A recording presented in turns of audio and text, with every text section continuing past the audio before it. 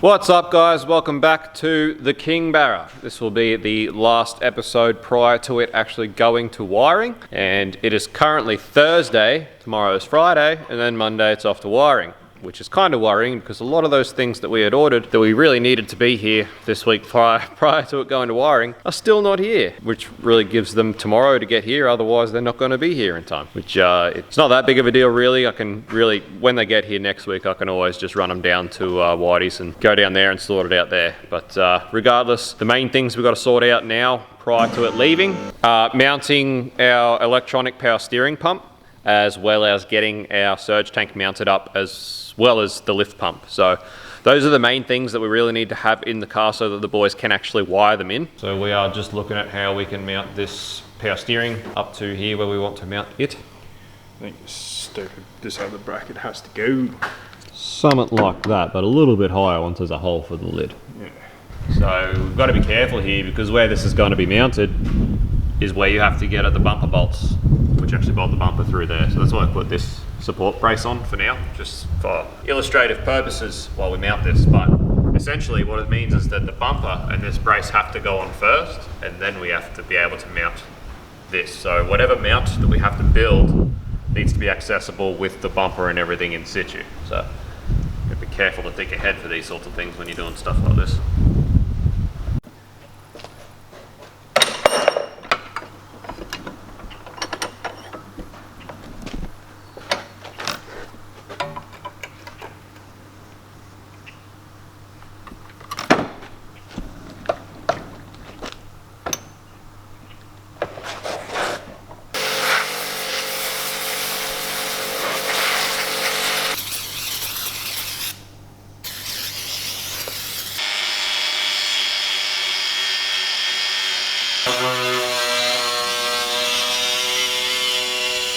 Something like that. Yeah, more holes. More holes in this shit looking paint job. Yeah, it looks terrible. Definitely looks like a backyard job. It's crazy the paint on this. Like I'm sure videos probably don't do it justice, but like it looks like it was painted in an oven. Like you can sort of tell the finish is straight off the gun. Doesn't look like it's been wet blocked, but it's so flat. Like it's been painted in an oven and baked in 2-pack. It's just, ugh. So good. We have clearance slats. Maybe it's not.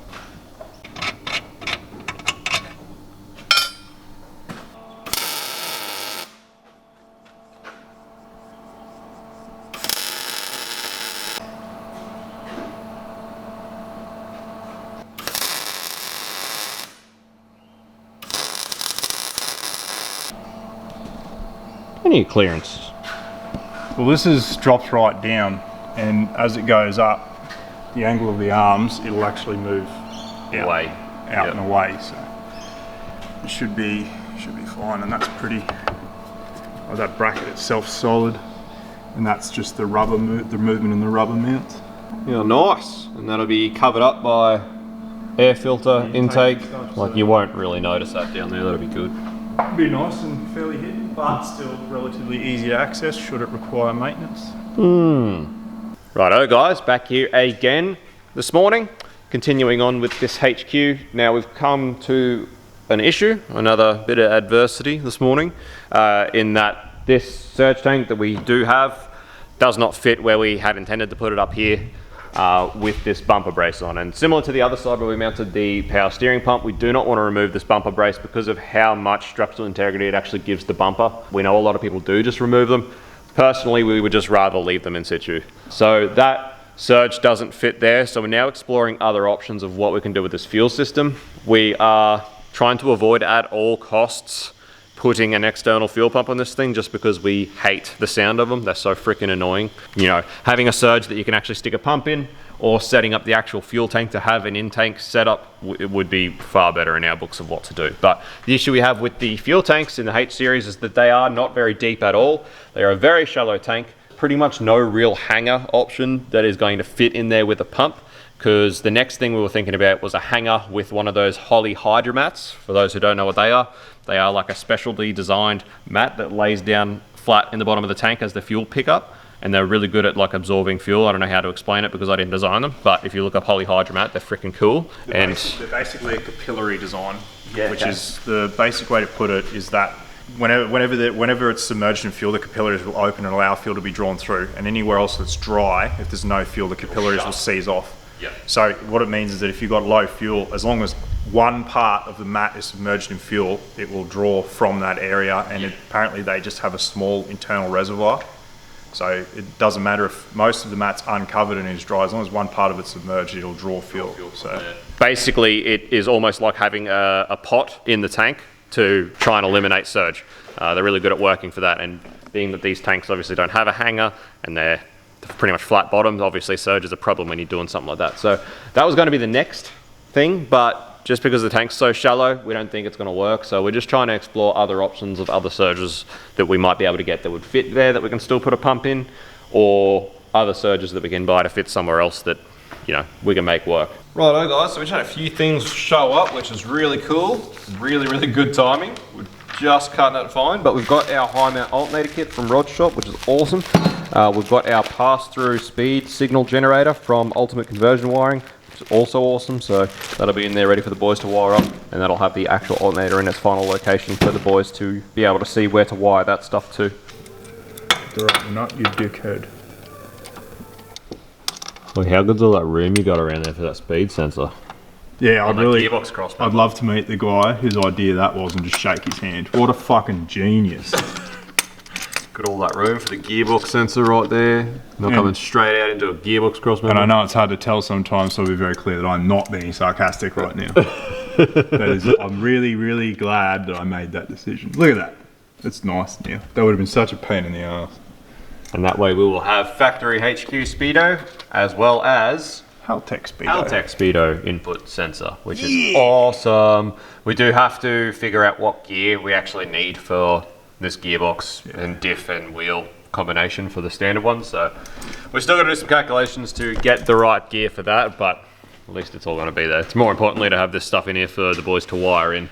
All right, so as far as our actual fuel situation goes, we've decided we are just going to make our own surge, or potentially even get Ryan to make one when it goes back there. It will just depend on how much time Ryan has when it goes back. Because it sort of only just happens to be able to go back into a slot that got cancelled, I don't think he's got a heap of time, so we'll probably end up making it. But we're going to make our own surge to fit up here where we wanted to originally put it, and we're going to make it very similar to what this is, except we're going to design it to be round, with a round top, but very similar in that we'll have bulkhead fittings on the top, bulkhead connectors for the actual pump wiring, and it'll actually house the pump inside. Keeps things nice and simple and quiet and easy. So we'll worry about that when it comes back. We'll just tell the boys at Whitey's that, you know, the fuel pump is going to be wired to this area, so if they could just wire a positive and negative to it, that'd be fine. We can sort it out from there. So anyway, I know how annoying it is for them in their position to half do work, so I do apologise, but what do you do? Obviously it wasn't all meant to be held up for this long, so. Alright, alternator, new bracket there. This one goes on there like so, and then the alternator comes up here. How good is that? So, little countersunk hole is so that you can actually, if you like, put an idler there, and on some of their kits they actually place an idler there for the belt route, so we'll chuck it all together and see what we can do as far as the belt route for us goes, but I don't think that's going to work for us. Nah, I don't think it's any advantage. Alakazam, look at that. Lucky Ryan's a bloody smarty pants, and he was all like, well, we won't make this intake until we know where that is, because it probably would have been in the way if it was where we told him to make it. So thanks Ryan for looking out for us there, but should be able to make something around that now, even if it has to be a bit of a dog leg. It's going to be a bit of a dog leg and a bit how you're going, but it'll work, it'll be right. We could have made a bracket off the diff, yeah, off the tail shaft. Could have made it off the diff. Then how are you going to sit there at Macca's drive-through with the aircon blasting for 2 hours? Twin battery system. Where are we going to fit another battery? For 2 hours at the Macca's drive-through? Yeah.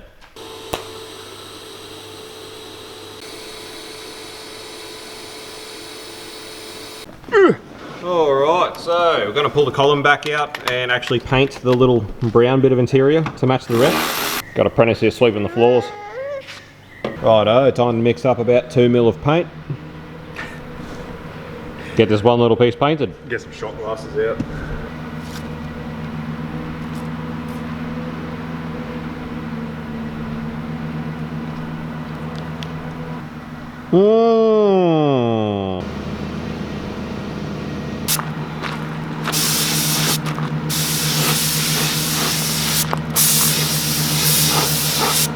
It's a burgundy. It is burgundy.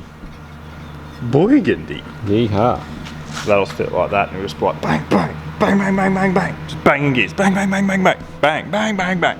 Righto guys, it's the next day, and the column is now going together for the final time. Rex put the new bearing and all the other new stuff that we ordered after pulling this apart the first time in the column this time round. So it shouldn't have to come back apart again. As you can see, our piece is nice and burgundy to match the rest of the interior. So the owner won't have to pull it apart to paint that later on, which is just, it's all freaking awesome, the fact that it can just go together for the final time. So Rex is working on that. While he's been working on that, I've been working on just getting everything on this engine that needs to be on it before it goes to wiring. So as you can see, I've started putting all the sensors back in, the starters back on. I've chucked 2 knock sensors on it because we will be running 2 knock sensors. So the BAs only had a single knock sensor, but from the BF onwards, they actually ran 2 knock sensors, which is awesome. So obviously the fact that there's a boss there ready to go for another knock sensor, it'd be crazy not to run one. Particularly with the Haltech, we should be able to have some fairly decent knock control parameters for this thing. So I've got that in there as well. I just flogged it off one of our spare engines. It's one of the good things about having heaps of spares lying around. But anyway, next thing is to get the actual core packs in. We've got the FG core packs here from barratheworld.com, so they'll go in so that they can be wired up as well. Just trying to cover all bases so that everything's there for the boys to do their job and hopefully do it as easy as possible on a car that's so unfinished. So trying to do the best we can. Righto, so that's what we're looking at. That is our sensor block. I really would have liked to put it closer to the center, but without having a fuel rail, which we still don't have, I don't want to put it any closer than it is, because I have no idea how this fuel rail is going to sit, how far it's going to come back, what sort of fitting is going to fit on it to do what we want to do. And the last thing I want is to have this in the way. So at least all the way out here, I know it's not in the way of anything. Safe, and still they look pretty good. And as Rex and I have talked about with the color scheming of this, actually having some stainless sensors in the top there, I think is going to tie in a few other things that will be staying raw and billet. So should be good. Anyway, I whacked this plate on just temporarily for now because there's probably still going to be a few more things we're going to mount to this. Our fuel pressure regulator is likely going to be mounted to this panel, as well as probably our IAC stepper motor will probably mount to this panel as well, which we'll have to sort out for under here. But that'll come at a later date. There's still a few other things we're waiting on before we can confirm what we're going to do with that. But anyway, all of these sensors were being supplied by Widers anyway, so we should be right. So at the moment, Rex is just putting in our new brake pedal. So we actually bought a auto brake pedal for this thing, because the manual brake pedals are actually obviously a lot smaller. The pads on them are smaller because they've got 3 pedals instead of 2. So he's just chucking that in now before the column goes back in, because it's easier to get at. And then the column can go back in. It's all back together now. One thing we were looking at is the actual gear indicator that goes in the dash that has all of the indicators for 1, 2, 3, low, 2, drive, whatever it has on it. It's pretty sad, it's pretty worse for wear, pretty hard to read any of the numbers and letters that are on it, so we are thinking about replacing that as well. We can buy fairly good looking ones on eBay, just online for like $100, so might just replace that just so it's a bit nicer to look at. Alrighty, so I've just been drawing up shifter gate V2.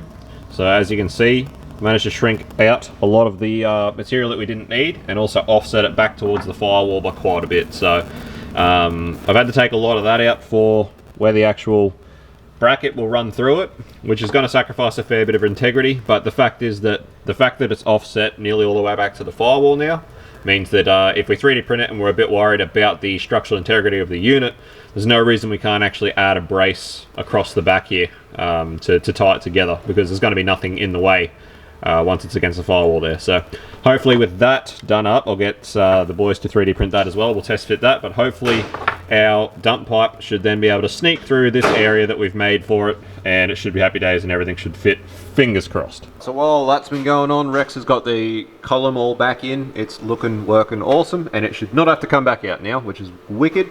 So not only that, as you can see, we've got the pan off the box now, and Rex is welding in the 1/8 NBT bung into the pan for our trans oil temp sender, so that's in there ready for the boys.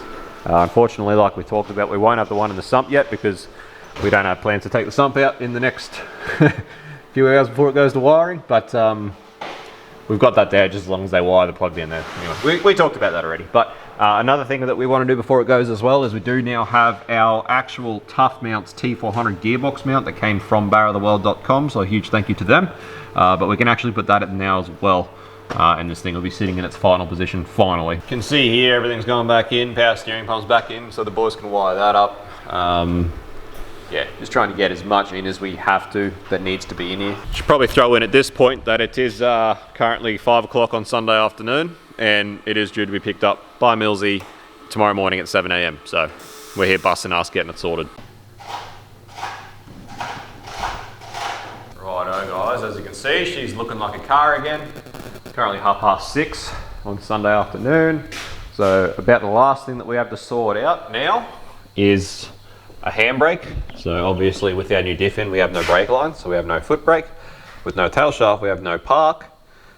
So we sort of need to do something about a handbrake, even temporarily, so that you know, they can actually secure it when they want to, somewhere, somehow. They have to be able to, you know, as a safety thing. Basically, it's just rude to send a car to someone else's workshop with no sort of braking at all. So we've also mounted the lift pump, which is going to be right here for the boys. So they've got that to wire in as well. And you just saw our new gearbox mount. Dump pipes back in. Guards back on, all going back together.